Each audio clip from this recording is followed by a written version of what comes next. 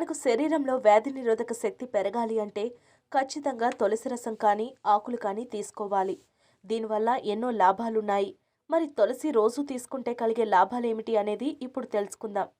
తులసి ఆకులు రోజు 2 లేదా 3 నమలడం వల్ల దంత సమస్యలు ఉండవు. నోటి నుంచి దుర్వాసన కూడా రాదు.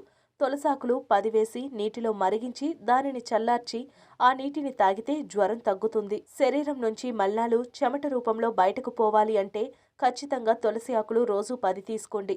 మలేరియా, ఫ్లూ వంటి జబ్బులు రాకుండా ఉండాలంటే తులసిని ముద్దగా చేసుకొని చిన్న చిన్న పదార్థంగా తీసుకోవాలి.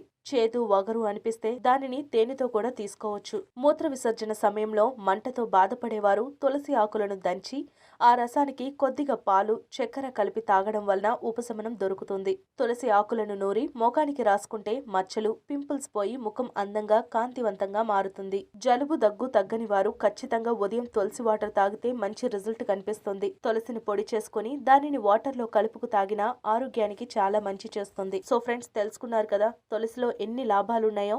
మరి మీరు కూడా ట్రై చేసి చూడండి. మరిన్ని ఇలాంటి లేటెస్ట్ అప్డేట్స్ కోసం చూస్తూనే ఉండండి మీ షరణ్ టీవీ.